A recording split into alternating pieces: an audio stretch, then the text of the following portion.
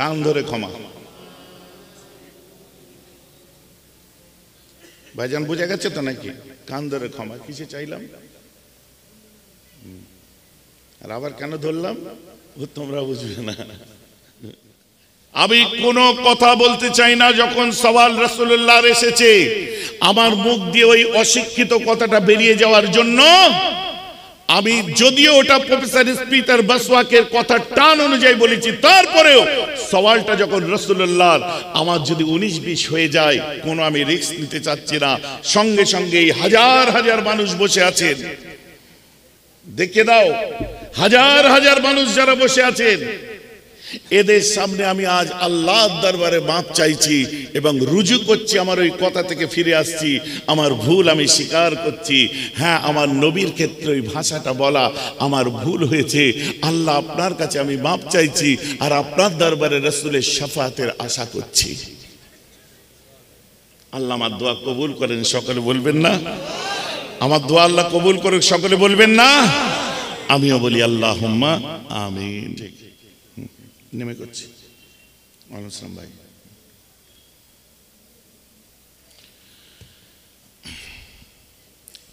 এবছরও আপনারা এক মহাতি সভা ঈদ ও মিলাদুন নবীর মাহফিল ওয়াজের মাহফিল কায়েম করেছেন, যে সবাই দূর দূরান্ত থেকে বহু মেহমান এসছেন, মা বোনেরাও এসছেন। আপনাদের সকলকে এই সুন্দর সময় অন্তর থেকে জানাই আন্তরিক শুভেচ্ছা, মোবারকবাদ, আসসালাম। আজকে আমি ওয়াজ করব না কনফেস করব সেটাই চিন্তা করছিলাম। আমি বলতে পারেন ভাইজান, what about your confession? Confession is that দীর্ঘদিন আগে, আজ থেকে 15 বছর আগে আমি একটা আলোচনা করতে গিয়ে কিছু একটা ভুল বলে ফেলেছিলাম, সেটা আজ কনফেশনের সময় এসেছে। দুনিয়ার কারো কাছে কোনো কিছু হলে হয়তো আমি অতটা তর্ক করতাম না। আজকে আমরা সমাজের বিভিন্ন জায়গায় যে জিনিসটা শুনতে পাচ্ছি, আলেম মাওলানা মৌলভী সাহেবরা উঠে পড়ে লেগেছে কতগুলো পুঁথিগত বিদ্যার আলোচনা করতে গিয়ে, তারা বড় বড় কোনো কথা বলতে গিয়ে যখন রাসূলুল্লাহ সাল্লাল্লাহু তাআলা আলাইহি ওয়াসাল্লামের শান মর্তবাকে সূক্ষ্ম কথার মার প্যাঁচে ওয়াহাবিদের মতো আলোচনা করে ফেলে, নাজদিদের মতো আলোচনা করে ফেলে, তখনই আমাদের মতো মেহরাব সিদ্দিকের একটু গর্জে ওঠে। পিছনে কারণ কি বলুন তো? সওয়ালটা রাসূলুল্লাহ। সেক্ষেত্রে আমাদের পিছনে তকমালাকে বেদাতি, শিয়া, এই সেই অমুক তমুক আমাকেও শুনতে হয়েছে। But I don't care about that, whatever I am. পরোয়াই করি না, সব তওয়াক্কুফ করি না। সেটা কি? আজকে যেটা মোল্লা মাওলানাদের মধ্যে আলোচনা হচ্ছে, তখন স্কুল কলেজের, আমি আপনাদের এই ভাঙড় কলেজ ময়দানেও অনেকবার বক্তব্য দিয়ে গেছি, আপনারা জানেন যে স্কুল কলেজের ছেলে মেয়েদের মধ্যে একটা কথা ছিল তখনকার দিনে, বিশেষ করে যেমন যুগে যুগে মুসলিমদেরকে চেপে ধরা, তাদেরকে ছোট করার একটা প্রবণতা মানে কিছু সংখ্যক মানুষের মধ্যে আসে, সাম্প্রদায়িক মানসিকতার মানুষ তারা। ওভারঅল বাকি সব শান্তিপ্রিয়, ভদ্র, নম্র, তাদের মধ্যে দেশত্ব আছে, মানব প্রেম আছে, মূল্যবোধ আছে, সব আছে। কিছু কিছু তারই মধ্যে থেকে বার হয়ে যায় কুলাঙ্গার। তখন একটা প্রশ্ন উঠলো কি, একজন বিখ্যাত জ্যোতিষ বিজ্ঞানীর নাম হচ্ছে প্রফেসর বসওয়াক আর স্মিথ।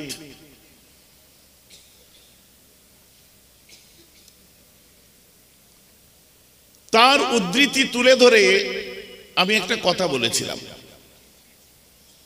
কথা বুঝতে পারছি না? কথাটা এরকম যে স্কুল কলেজে যারা পড়েছে অনেক সময় তাদেরকে শুনতে হয়েছে, বিভিন্ন ভার্সিটিতে গেছে, তখনকার দিনে শুনতে হতো, এখন হয় কি জানি না, যে মুসলিমরা বেশি পড়াশোনা করে না। তার পিছনে কারণ হচ্ছে ওদের নবী মুহাম্মদ সাল্লাল্লাহু আলাইহি ওয়াসাল্লাম পড়তে লিখতে জানতেন না, যার জন্য মুসলিমরা বেশি পড়াশোনা করে না। এটা পুরনো দিনের যারা মাস্টার মশাই আছে জিজ্ঞাসা করুন, তাদের শুনতে হয়েছে। এখন আর বলে না। কেন বলেন তো? এখন আমাদের ছেলেরা আবার নতুন করে স্কুল কলেজে যাচ্ছে, এখন বিভিন্ন ইউনিভার্সিটি, বিভিন্ন কম্পিটিশন, বিভিন্ন জায়গায় পঞ্চদশ শতাব্দীর শেষ থেকে নিয়ে সপ্তদশ শতাব্দীর শেষ পর্যন্ত হিস্ট্রি অফ ইউরোপ খুলে দেখুন, সারা বিশ্বের তুলনায় যে দেশগুলো 100 বছর আগে ওই ইউরোপিয়ানদের শিক্ষাগুরু ছিল মুসলমানেরা।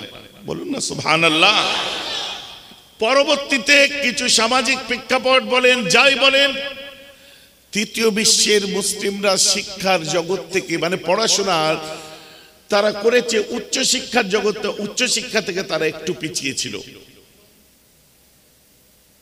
এই কবে?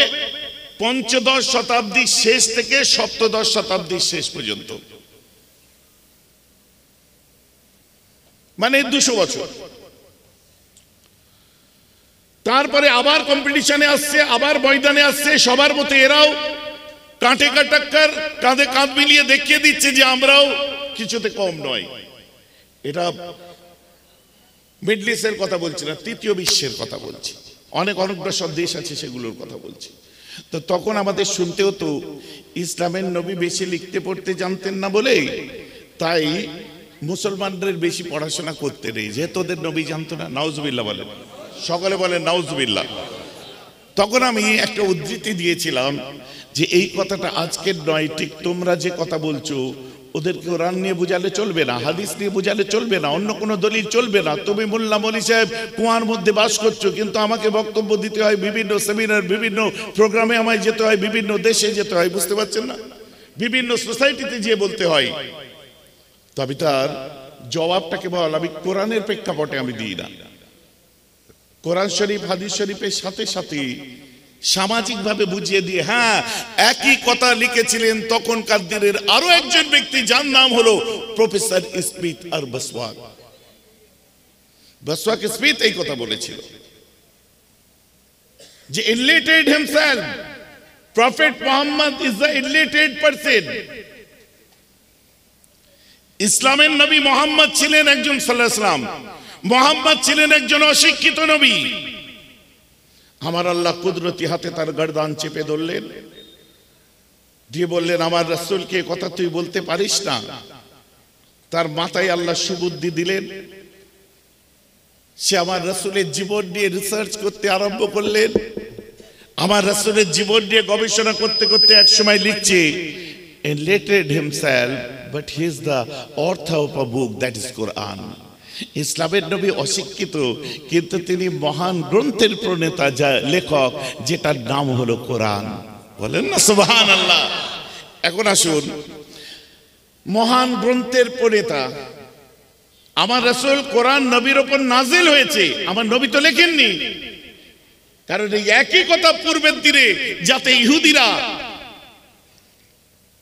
যাতে জুইশ যাদেরকে বর্তমানে বলে জুইশরা বা অন্যান্য নবীর যারা উম্মত ছিল, মজেসিরা, তারপরে ইহুদি ইসাইরা, তখনকার দিনে কোরআন যখন আমাদের সামনে এসেছে তারা বলতে পারতো যে মুহাম্মদ সাল্লাল্লাহু আলাইহি ওয়াসাল্লাম ওটা রাত্রে লুকিয়ে লুকিয়ে তওরাত ইনজিল পড়েছে। এটা কিতাবের কথা বলছি। আর সেটা দিয়ে তিনি নতুন করে চুপি চুপি কোরআন লিখেছে। অতএব কোরআন হচ্ছে অন্য গ্রন্থের নকল করা, বলতে পারতো। যার জন্য আমার আল্লাহ তাআলা আমার রাসূলের দক্ষিণ হস্তকে বন্ধ করে দিলেন, কোরআনের মধ্যে আছে। আমি স্বল্প সময়ে বলছি, ডান হাতকে আল্লাহ বন্ধ করে দিলেন যে হাবিব তোমার ডান হাতকে আমি বন্ধ রাখলাম, তুমি লিখবে না। আর আমার রাসূল যে লিখতে গেলে যে জিনিসগুলো প্রয়োজন, আমার রাসূলকে জিজ্ঞাসা করলেন জিবরাইল, এ হাবিব মুহাম্মদ সাল্লাল্লাহু আলাইহি ওয়াসাল্লাম আপনি পড়ুন। আমার রাসূল কি বললেন? আনা উম্মি মা আনা বেকারি। আমার রাসূল কোরআন পাকের মধ্যে আল্লাহ তাআলা সেই একই কথা লিখলেন কি, আল্লাযীনা ইয়াত্তাবিউনা আর-রাসূলান নাবিয়াল উম্মি। ঠিক একই কথা লিখলেন উম্মি। উম্মি কথার অর্থ, মোল্লা মৌলী সাহেবরা আজকাল অর্থ বার করেছে, পড়তে জানতেন না, পড়তে পারতেন না। কিন্তু আমি একটা দুটো নয়, বহু মুফাসসিরিনদের কওল থেকে, তাফসীর থেকে আমি প্রমাণ করে দিতে পারবো। কটা তাফসীরের কিতাবের নাম বলবো, উদ্দেশ্য বিদ্যা দেখানো নয়। উম্মি কাকে বলে? আল উম্মি মানে উম্মি আল্লাজি, যে ব্যক্তি লা ইয়াকরা ওয়ালা ইয়াকতুব, যে পড়তেন না, যে লিখতেন না। এবারে মাদ্রাসার ছাত্র কে আছেন হাত তুলে দেখেন, মাদ্রাসার ছাত্রকে হাত তোলো, ওকে জিজ্ঞাসা করে নিন লা ইয়াকরা কোন সিগা, লা ইয়াকরা কোন সিগা। আর এই সিগা অনুযায়ী লা ইয়াকরা ওর মানেটা কি হয়? ক্লাস মানে সোমে পড়া ছেলেরা কানটা ধরে ওই যে দাবিদার মোল্লাদেরকে বলে দাও, যারা নিজেদের বড় আলেম মনে করে, যে এর অর্থটা আরবি গ্রামার অনুযায়ী যেটা হবে, লা ইয়াকরা মানে পড়তেন না, পড়তেন না, नहीं पढ़ते हैं और नहीं पढ़ेंगे। तो এই ক্ষেত্রে কি দেওয়া হয়েছে? नहीं पढ़ते थे, নবী পড়তেন না। এখন যদি কেউ বলে বক্তব্যের মধ্যে যে চালাকি করে অনেকে বলছে নবী পড়তেন না, লিখতেন না, কথাটা ভুল। আসলে তিনি পড়তে জানতেন না, লিখতে জানতেন না। শুনুন, এই কথাটাই ঠিক, তিনি পড়তেন না, তিনি লিখতেন না, পড়তে জানতেন না আর পারতেন না। আপনি ভুল, কারণ সেগা অনুযায়ী উম্মি লা ইয়াকরা, যেমন কোরআন বলছে ইন্নাল্লাহ লা ইয়াহদি, ইয়াহদি ইয়াকরা একই স্ট্রাকচারে দেখুন। এর অর্থ লা ইয়াহদি, আল্লাহ হেদায়েত দিতে পারতেন না, না, আল্লাহ হেদায়েত দেন না, দেন না, দিতে জানেন না, দিতে পারতেন না, দুটো এক। কথা বুঝতে পারছেন? আমি কনফেস করতে এসেছি কি কিসের জন্য? এই কথাটাই তো আল্লাহর রাসূলকে আমরা মনে করি, শুধু নয় মুহাদ্দিসিনরা প্রত্যেকে এবং মাশায়েখে ফুরফুরা শরীফের মানুষেরা ভুলভাল করে পড়ে দিলাম, পড়ে দিয়ে তার ব্যাখ্যা করে দিলাম। যে ডক্টর শহীদুল্লাহ বলছে, আল্লামা রুহুল আমিন তাফসীরের মধ্যে, তার তাফসীরে এই কথা লিখছে কি, যে আমি উম্মিদের মধ্যে এসেছি তাদের শরীক হিসাবে, তাদের শরীক হিসাবে উম্মি এসেছি। তাদের শরীক হিসাবে তো আরো কিছু হতে পারে, কারণ তাদের মধ্যে অনেকে তো ইমানদারও ছিলেন না। তাদের শরীক মানে কি বোঝাতে চাচ্ছেন? বুঝতে পারছেন না? তাদের শরীক তাদের মধ্যে এসেছিলেন, তো তাদের মধ্যে তো অনেক ইসলামের সুশীতল ছায়া আসেননি। কি বলতে চাচ্ছেন? অতএব নিজের এই যে আক্কেল হুজুরকে কাজে লাগালে হবে না, কেতাব হুজুরকে ভালো করে রিসার্চ করতে হবে। ভাইজান আমার কথা বুঝতে পেরেছেন? আমি সেদিনে ঠিক প্রফেসর স্মিথ আর বসওয়াকের কথা অনুযায়ী পড়তেন না, লিখতেন না বলিনি। আমি বলে ফেলেছিলাম কি জানেন, যে হ্যাঁ আমি মেনে নিলাম প্রফেসর স্মিথ আর বসওয়াক তিনি বলেছেন কিনা ইসলামের নবী মুহাম্মদ সাল্লাল্লাহু আলাইহি ওয়াসাল্লামের কথা, যে ইসলামের নবী মুহাম্মদ একজন অশিক্ষিত নবী। তারপরেও আমি বলছি হ্যাঁ, তিনি অশিক্ষিত নবী হওয়ার পরেও তিনি এক মহান গ্রন্থের প্রণেতা, যার নাম হলো কোরআন। আর এটা আমি বলিনি, আপনি আপনার গ্রন্থের মধ্যে লিখেছেন। আমার কাছে প্রশ্ন, একটা অশিক্ষিত নবী একটা নির্ভুল গ্রন্থ লেখে কি করে? নিশ্চয়ই তিনি অশিক্ষিত ছিলেন না, অনেক বড় মাপের জ্ঞানী ছিলেন। জোরে বলুন সুবহানাল্লাহ। এই কথাটা নবীর ক্ষেত্রে অশিক্ষিত বসওয়াক আর স্মিথের কথা অনুযায়ী তার পরিপ্রেক্ষিতে আমি বলেছিলাম, আমি খুঁজছিলাম যে ওটা আমার সম্ভবত রাজস্থানের জয়পুরে দেওয়া একটা বক্তব্য, ওটা আমি উর্দুতে অনেকটা বলেছি। বুঝতে পারছেন তো নাকি?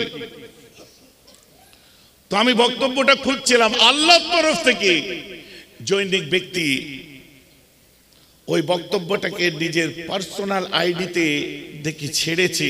আমি গতকাল দেখলাম, এবং সেখানে একটা রোস্টিং করা হয়েছে, বিভিন্নভাবে এডিটিং করা হয়েছে, কোথায় কি বলছি না বলছি। হ্যাঁ, রাইট, কারেক্ট।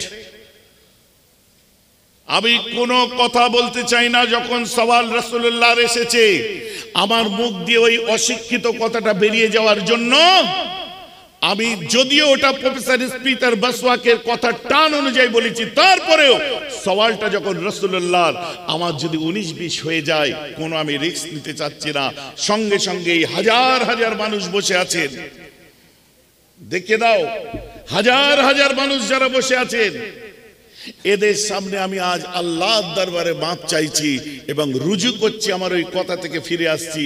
আমার ভুল আমি স্বীকার করছি। হ্যাঁ, আমার নবীর ক্ষেত্রে ওই ভাষাটা বলা আমার ভুল হয়েছে।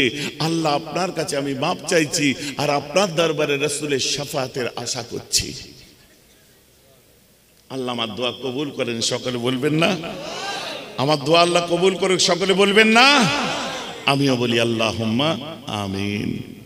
কারণ রসুলের ব্যাপার যেখানে আছে আমি রুজু করে নিলাম, আমার কথা থেকে আমি ফিরে এলাম, কারণ আমার মুখ দিয়ে কোনো বেয়াদবিমূলক কথা বেরোনো উচিত নয়, যদিও ওটা প্রফেসর স্পিতার বাসওয়াকের কথা টান ধরে আমি বলেছিলাম, তারপরেও কথাটা আমার নবীর সঙ্গে যায় না। আমি এটাই বুঝাতে চাই যে মানুষ মাত্র ভুল, কেউ ভুলের ঊর্ধ্বে নয়। আমরা যদি ভুল করে ফেলি অবিলম্বে আমাদের সেই ভুল শুধরে দেওয়া দরকার। আমি বেহরাব হয়ে যদি আল্লাহ যতটুকু রুতবা দিয়েছে, আমি যদি হাজার হাজার মানুষের সামনে কান ধরে অন্যায় স্বীকার করতে পারি, তো তুমি কোথাকার কে? কারণ সওয়ালটা রাসূলুল্লাহ, আর মাপ চাইলে আল্লাহ পছন্দ করে, মাপ চাইলে ইজ্জত কমে যায় না। আশিকদের কাজ হচ্ছে ভুল হলেই সঙ্গে সঙ্গে ভুল স্বীকার করে নেবে। যদিও আমি প্রফেসর স্পিতার বাসওয়াকের কথা অনুযায়ী বলেছিলাম, কিন্তু তারপরেও ভাষাটা আমি ওটা ব্যবহার করার জন্য, বোঝাবার ক্ষেত্রে খানকাই ব্যাপার আলাদা। কিতাব পড়ে ব্র্যাকেট কোথায় দেওয়া আছে, ব্র্যাকেটের মধ্যে কি লেখা আছে বোঝাবার জন্য মুজাদ্দিদ জামান খানকাই কাজ, খানকা দিয়েছে, আমাদের খানকাই কাজ করতে হবে। পাবলিকের সামনে এমন কোনো কথা বললে চলবে না। নিরক্ষর মানে কি জানেন? যার আরে সবাই ডক্টর শহীদুল্লাহ নয়। কারণ সমাজে যদি আমি একটুনি প্রশ্ন করি যে নিরক্ষর কথার অর্থ কি, এই হাজার হাজার মানুষ যারা বসে আছে এক কথাই বলবেন মূর্খ, কিছুই জানে না। অতএব সবাই ডক্টর শহীদুল্লাহ নয়, সবাই ভাষাবিদ নয়, সবাই যারা এসেছেন তারা বাংলা সাহিত্যের স্টুডেন্ট নয়। আর ইংরেজি গুগল ডিকশনারি খুলে দেখুন, তার মধ্যে পরিষ্কার পাবেন এটার অর্থ। সেখানে লেখা হচ্ছে ইলিটারেট, কথার অর্থ অনেক গ্লোবাল থেকে আরো অনেক কিছু দিয়েছে, তার মধ্যে একটা লিখছে স্টুপিড। আপনারা বলেন রসুলের ক্ষেত্রে এই ভাষা ব্যবহার করার আগে গলায় দড়ি দিয়ে মরা দরকার না? বাংলায় এক্ষুনি এতগুলো কত, যত আপনার মোবাইল আপনাদের কাছে আছে, আপনি গুগল ডিকশনারি খুলে দেখুন, যেখানে নিরক্ষর কথার একটা অর্থ গোমূর্খ লেখা আছে। রসুলের ক্ষেত্রে যাবে? কখনো যাবে না। অতএব নবীর ব্যাপারে কথা বলতে গেলে আমাদের মুখ সামলে কথা বলতে হবে। এটা আমার রাসূলের ক্ষেত্রে শব্দ চয়ন, তার ক্ষেত্রে ভাষাগুলো আমাদের কেমন হবে, এই শিক্ষা আমাদেরকে আল্লাহ দিয়ে দিয়েছেন অলরেডি। তাই জন্যেই আমি আজ একটা, দুটো, তিনটে, চারটে, পাঁচটা, ছটা, সাতটা, আটটা, নটা, 10টা, 11, 12, 13, 14, 15, 16, 17, 18, 19, 20, 21, 22, 23, 24, 25, 30 খানা মিডিয়ার সামনে কথা বুঝতে পারছেন না? ও পেছনেও আছে, ওদিকেও আবার আছে। এতগুলো মিডিয়ার সামনে জনসমক্ষে আমি মাপ চেয়ে নিলাম যে আমার নবীর ক্ষেত্রে এই ভাষাটা আমার ব্যবহার হচ্ছে অন্যায়, অন্যায়, অন্যায়, ভুল, ভুল, ভুল। আল্লাহ আপনি আমাকে মাফ করে দিন, ক্ষমা করে দিন, আর আমার রাসূলের শাফাতের আশা রাখি আপনি কবুল করে নিন। বলুন আমিন। এইবারে চলুন আমার রাসূলুল্লাহ কে ছিলেন। আমার মুসলমান এমন করে আমরা বলতে পারি না। প্রফেসর স্পিতার বাসওয়াক যে কথা লিখেছিল, শুনুন, কোরআন হাদিসের দলিল কই, পাকামো করবেন না।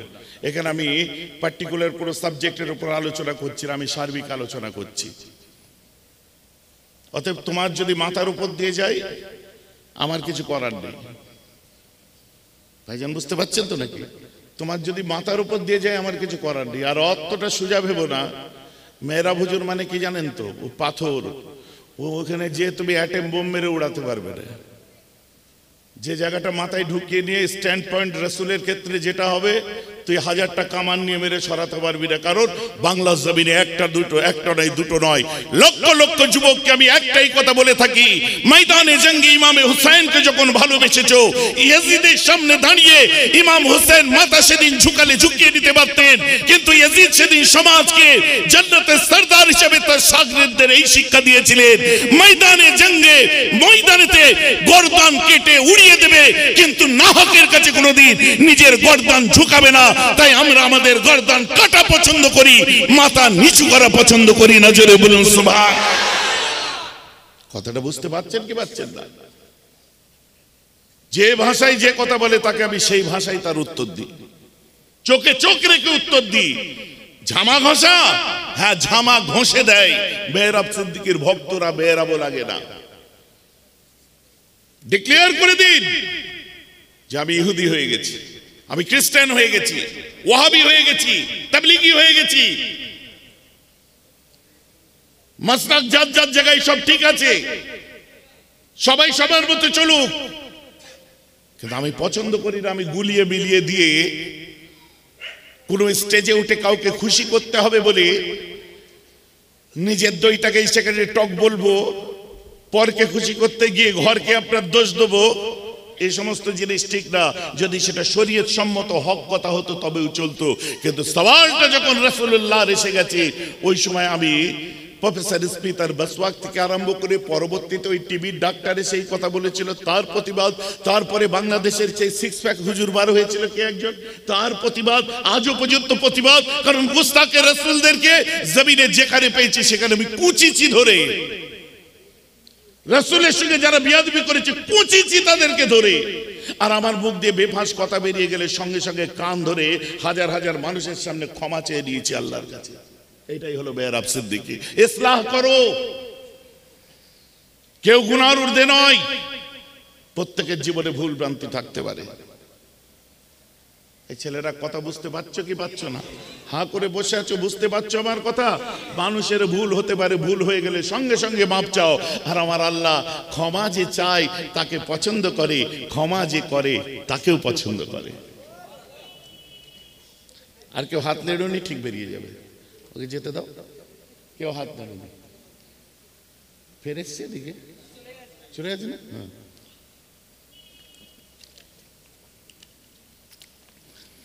আমি জবাব দিয়েছিলাম তার গ্রন্থ থেকে মোহাম্মদিনিজম।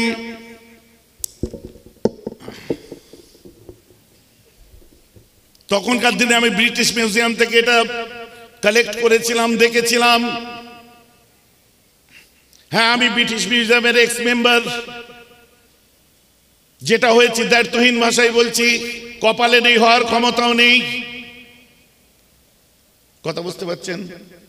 যেটা হয়েছে সেটা ওপেন, শত শত মানুষের সামনে অন ক্যামেরা বলছি। তবে মাথায় রাখবেন, ব্রিটিশ মিউজিয়াম লাইব্রেরি ওটা আলাদা, ব্রিটিশ মিউজিয়াম এটা আলাদা। আর তোমরা যেটাই যাচ্ছ ব্রিটিশ কাউন্সিল ইংরেজি শিখতে যাচ্ছ, ওটা নয়। খুলে খালে বলে দিলাম।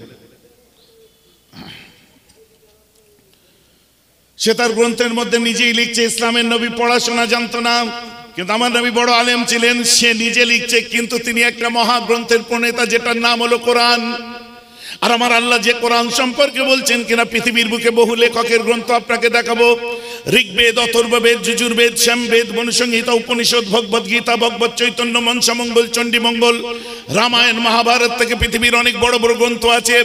বড় বড় লেখকের গ্রন্থ আছে। স্যার উইলিয়াম মোরের লেখা গ্রন্থ আছে, ডেভেনপোর্টের লেখা গ্রন্থ আছে, ফিলিপ কে হিট্টির লেখা গ্রন্থ আছে, ওয়াশিংটন আরভিং এর লেখা গ্রন্থ আছে, মাইকেল এইচ হার্টের লেখা গ্রন্থ আছে, মরিস বুকায়ের লেখা গ্রন্থ আছে, জন হপির লেখা গ্রন্থ আছে, অ্যালেন ডেভিডসনের লেখা গ্রন্থ আছে, মিস্টার জর্জ বার্নার্ডের লেখা গ্রন্থ আছে, তুরস্কের ইতিহাস লিখেছিলেন মিস্টার লামার্টিনের লেখা গ্রন্থ আছে, মিস্টার ওলিয়ারির লেখা গ্রন্থ আছে। কটা লেখকের নাম শোনাবো? বই কেনা পড়া তো দূরের কথা, নাম শুনিস নি আজ প্রথম, শুনে নে। ভাববেন না বিদ্যার গরম দেখাচ্ছে। হ্যাঁ, যদি কেউ মনে করো তাকাব্বুরি দেখাতে চাও তো হ্যাঁ, তোকে দেখালাম, অন্য কাউকে নয়। আর আমাদের মোখালেফ যে কটা চেলা চামুন্ডা জুটিয়েছ তাদের কানে ঢুকিয়ে দিলাম।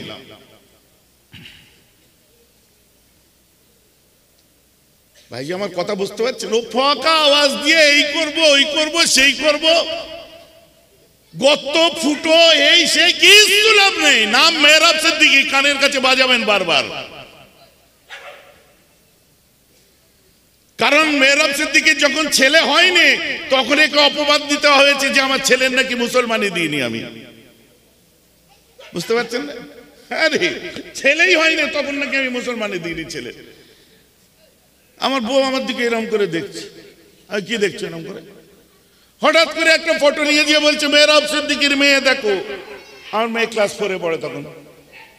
আমার বউ এইভাবে আমার দিকে দেখছে। আমাকে দেখছো কেন আমার দিকে? হ্যাঁ, আমি তোমার পতন তো না আর আছে। এরকম শরীর টরীর দেখানো ছবি। কথা বুঝতে পারছেন? ভয় মেহরাব সিদ্দিকীকে দেখাবেন না, এ ভয়কার পাত্র নয়। আর ব্যক্তিগত ফোঁড়া টিপার ছেলে নয়। ভুল করলে পায়ে ধরে মাপ চেয়ে নিয়ে ছেলে আর আপনার সঙ্গে আমার লড়াই ময়দানের মেয়েদের মতো আঁচল ধরে টানা অভ্যেস মেয়েরাবেন নেই। যার সঙ্গে লড়াই চোখে চোখ রেখে লড়াই হয়, ব্যক্তিগতভাবে কাউকে আমি কোনোদিন অ্যাটাক করিনি, করবো না, এটা আমার এথিক্সের বাইরে। কারণ আমি দুর্বল নয় যে পাচ্ছি না ব্যক্তিগতভাবে টানাটানি করি। কোথায় কি গাড়ি চড়বো তার হিসাব দিতে হবে ওনাদেরকে, কি ব্র্যান্ডের ঘড়ি কিনবো হিসাব দিতে হবে ওদেরকে, কি ব্র্যান্ডের চশমা পরবে হিসাব দিতে হবে ওদেরকে। কথাটা আমার বুঝতে পারছেন কি পাচ্ছেন? তোকে কেন হিসাব দেবো আমি? আমার হিসাব আমার আল্লাহকে ঠিক মতো দিয়ে যাকাত দিই কিনা ওটাই আমার জন্য যথেষ্ট। আর চোখে কানা হয়ে গেছে দেখতে পাচ্ছ না মাদ্রাসাগুলো, কানা হয়ে গেছে দেখতে পাচ্ছ না পাশেই কল্যাণবাটি, কানা হয়ে গেছে দেখতে পাচ্ছ না পিএনএস মিশন, জঙ্গলের মধ্যে যেখানে তেলা মাথায় তেল দেওয়ার ব্যাপার নেই। চোখে কানা হয়ে গেছে দেখতে পাচ্ছ না ইকো পার্কের, আর কদিন পরে ইনশাল্লাহ ওপেনিং হবে, দাওয়াত দেবো। ভাইজান আমার কথা বুঝতে পারছেন কি পাচ্ছেন? হ্যাঁ, তোমাদের মতো প্রচার করে বেড়াই না, কারণ যেটা করি আল্লাহর উদ্দেশ্যে করি।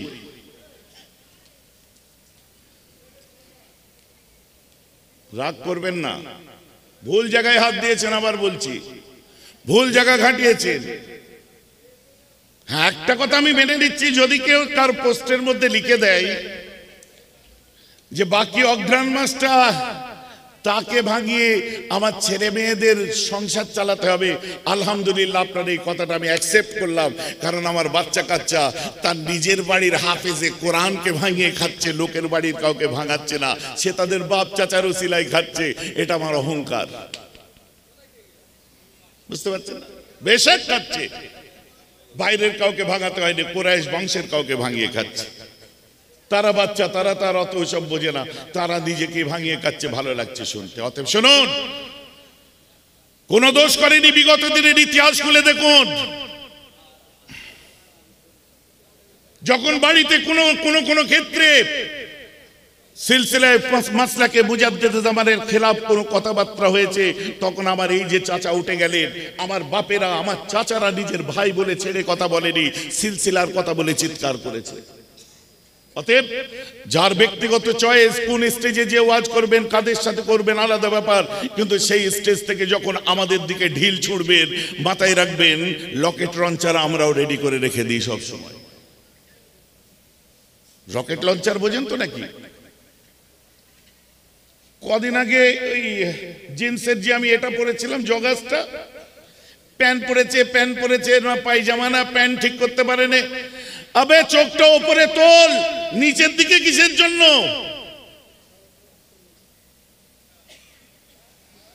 জুতো পরেছে ভাইজান, দেখেছো লুই ভুটোর জুতো পরে ঘুরছে, গুচির জুতো পরে ঘুরছে। ওরে চোখটা জুতোই কেন, মাথার টুপিতে তোল। তার নিজেরা প্রমাণ করছিস যে মেহরাব সিদ্দিকের প্যান্ট আর জুতোর উপরে এখনো তোরা উঠতে পারিসনি। এবার চিন্তা কর, পায়ে যদি লুই ভুটো থাকে, পায়ে যদি গুচি থাকে, পায়ে যদি অ্যাডিডাস থাকে, মাথায় কি রাখছে বুঝতে পেরেছিস? আক্কেল আছে? নেই। শোনো, গোলাম আলে মুস্তফারা চিৎকার করে বলে, mu mu mu mu mu mu করে না। ঘরের মধ্যে দোল লাগিয়ে দিয়ে মোবাইল ফিট করে মিউ মিউ করে না।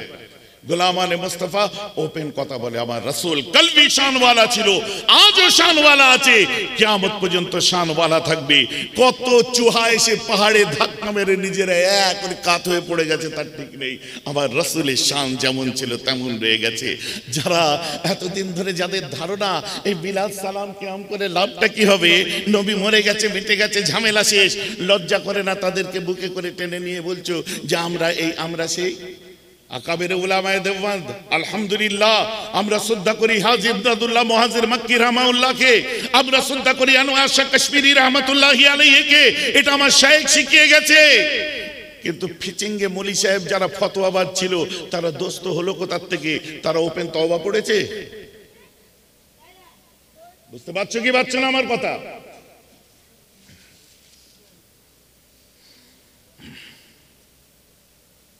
অতএব আমাদের প্ল্যাটফর্ম আছে, আমরা সেই প্ল্যাটফর্মে যে কথাবার্তা বলি না। ভাই জান আজ এরকম করে বলছেন কেন? কেন বলছি ভালোই বুঝতে পারছেন। হাতে গোনা 20-30 কি 100-150 ছেলে কিভাবে জিন্দাবাদ করে জিন্দাবাদ করাতে পারে ওটাও দেখা যাবে আগামী দিন। অপেক্ষা করো। এমন মুসলমান খেয়াল করে শুনে রেখে দেবেন, মুজাদ্দিদে জামান দাদা হুজুর পীর কেবলা রহমাতুল্লাহ আলাইহি শুধু মুখে বলেননি আল্লাহ রাসূল হায়াতুন নবী জিন্দা আছে। আজকে তোমরাও স্বীকার করছে, হ্যাঁ রাসূল নবী রাসূলদের হায়াতে থাকার ব্যাপারে কোরআন থেকে প্রমাণ পাওয়া যায়, হাদিস থেকে প্রমাণ পাওয়া যায়, তা শহীদদের জন্য কোরআন থেকে হাদিস থেকে পাওয়া যায়।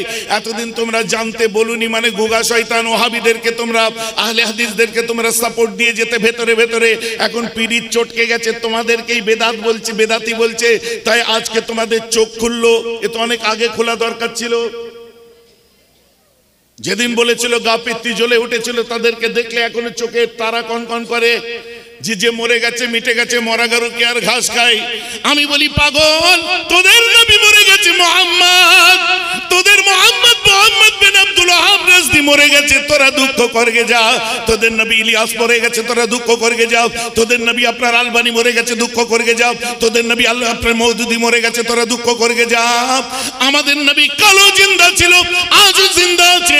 আমিন আল্লাহ কিয়ামত পর্যন্ত জিন্দাবাদ রয়ে গেছে। আমার রাসূল কালো জিন্দা ছিল, আজও জিন্দা আছে, কিয়ামত পর্যন্ত জিন্দা রয়ে যাবে। না কেন বলছেন? আমার দাদা হুজুর সম্পর্কে বলার সময় তোমার মুখে লাগাম টানতে পারোনি? এত বছর ধরে আমরা চিৎকার করে বলে এসেছি যে নিজেদের মধ্যে দ্বন্দ্ব শেষ করো। কোথার থেকে উঠে আসছে ডাবচোর ফাবচোর সব আসছে, যা খুশি বলছে মুখে, তখন চোখে কানা হয়ে গেছে, দেখতে পাওনি? এখন তুমি বন্দুক চালালে আমার রিভলভারকে আমি টাকে গুঁজে রেখে দেবো? কিন্তু এতে অন্য কারো হাসার দরকার নেই। এটা আমাদের ঘরের ঠোকাঠুকি। ওয়াকফ নিয়ে যে আলোচনা আন্দোলনটা চলছে, বলে দিই শুনুন, ওখানে গেলে আবার সব এক। তখন দেখা যাবে কি সমন্বয় ঘটিত ব্যাপারে মাসলাক যার যার, ইসলাম তখন অগ্রাধিকার পায়। এটা হচ্ছে আমাদের সবার জন্য। বলুন না সুবহানাল্লাহ। কথা বোঝা যাচ্ছে তো নাকি? এ আমার ঘরের দ্বন্দ্ব। অতএব এই সমস্ত জায়গা থেকে আপনাদেরকে আজ আমি বেরাব বলে যাই, আল্লাহ একটা নিঃশ্বাস রাখলে রাসূলের গোলামির মধ্যে দিয়ে রাখবেন। একটা নিঃশ্বাস রাখলে মুজাদ্দিদে জামান 5 হুজুর যেভাবে চলা শিখেছে সেভাবেই চলবেন। আমার 1000 বছর হায়াত দরকার নেই, যে হায়াতে রাসূলের সঙ্গে গদ্দারি বিয়াদবিমূলক কথাবার্তা বেরোবে। কথাটা আমার বুঝতে পারছেন তো নাকি? এই বলে আজকে আমি আপনাদের কাছ থেকে বিদায় নিই। আপনাদের বলে দিই, আমার একটা জায়গায় 12টায় টাইম ছিল, অলরেডি এখন আমার এখানে 12টা বেজে গেছে। 11টাই ছিল, আপনাদের জন্য 12টা করলাম। এখন আপনারা আপনাদের বোঝেন আমার ইজ্জত গেল কি বাঁচলো। তবে আমি বেট লাগিয়ে বলছি, আমার জায়গায় অন্য কেউ হলে 1 সেকেন্ড ওয়েট করতো না, চলে যেত। একটু তো ভালোবাসা দেন যে আমি প্রত্যেকের আবদার রাখি। ওটা আবদার রাখি আমার ভাইরা। দেখুন চাজান এসে গেছেন। আমার বক্তব্য আপনারা মনে দুঃখ পেয়েছেন তো? পেয়েছেন তো? অতএব একটা আজ ওয়াদা করুন, কোনো পীরজাদা হুজুর মৌলানা মলি সাহেবদের নিয়ে চলবো না। চলতে গেলে মুজাদ্দিদে জামান যে মাসলাক রেখে গেছে তার সঙ্গে যার মিলে যাবে তাকে নিয়ে চলবো। আদারওয়াইজ আমাদের লোককে খুশি করার জন্য সিলসিলায় ফুরফুরা শরীফ জিন্দাবাদ করব না।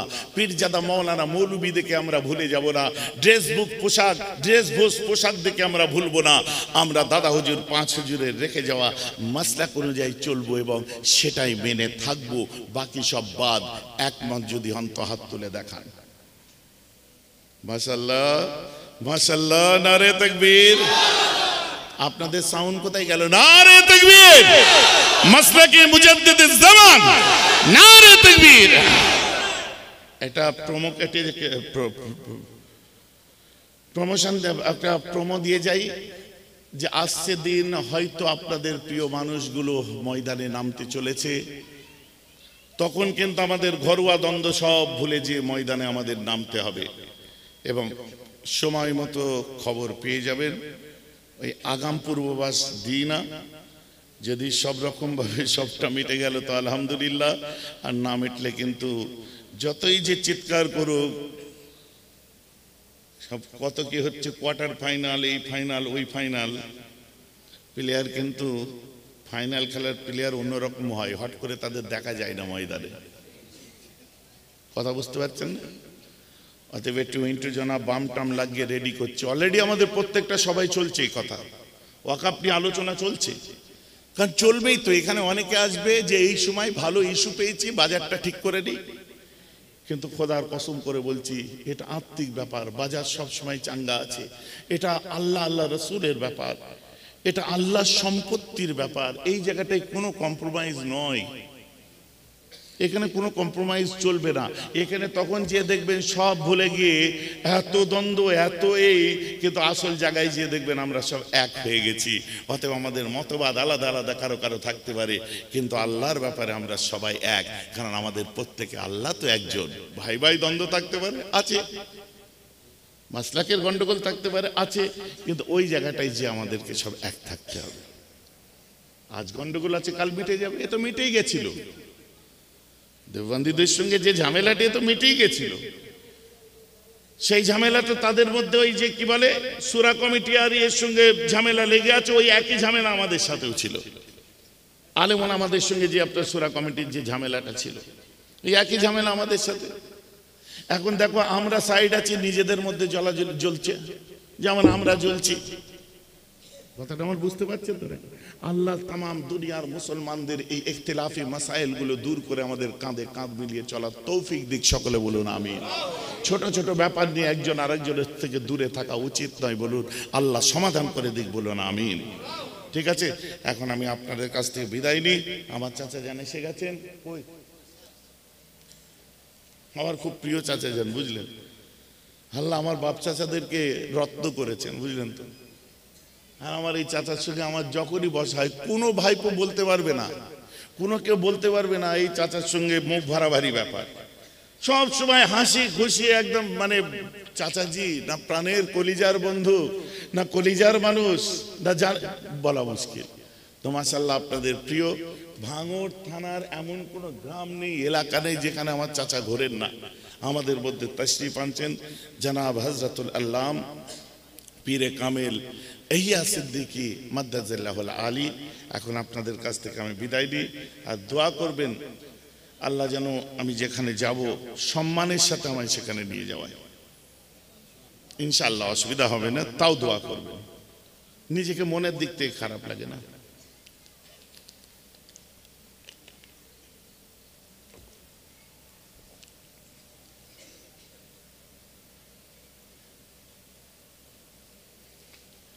দরুদ শরীফ আল্লাহুম্মা সাল্লি আলা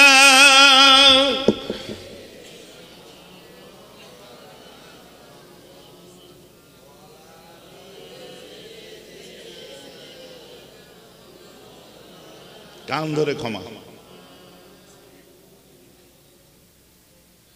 ভাইজান বুঝে গেছে তো নাকি? কান ধরে ক্ষমা কিসে চাইলাম, আর আবার কেন ধরলাম তোমরা বুঝবে না, ঠিক আছে?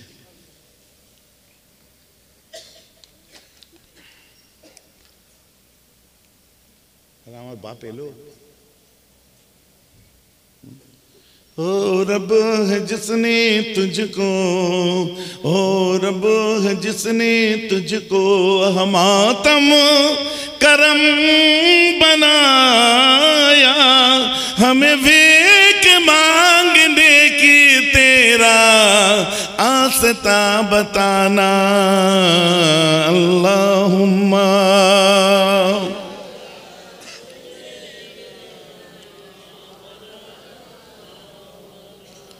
वाला आले।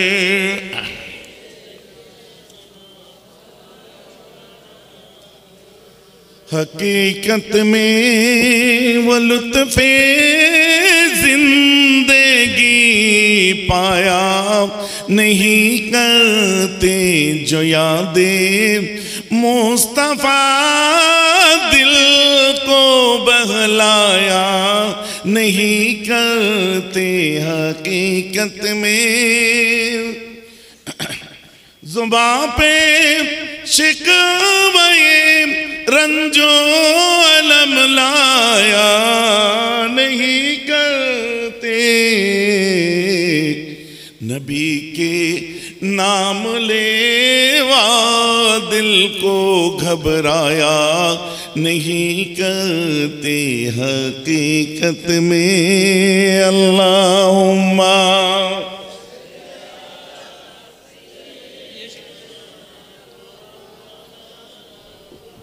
वाला आले। गाड़ीते चार्जर दे, चार्जर ছিল দিয়ে দিলে হতো রে। अरे ओ ना समझ कुर्बान जाऊं की महफिल पर, ये लम्हा बार बार जिंदगी में आया नहीं करते हकीकत में। नारे तकबीर, नारे तकबीर।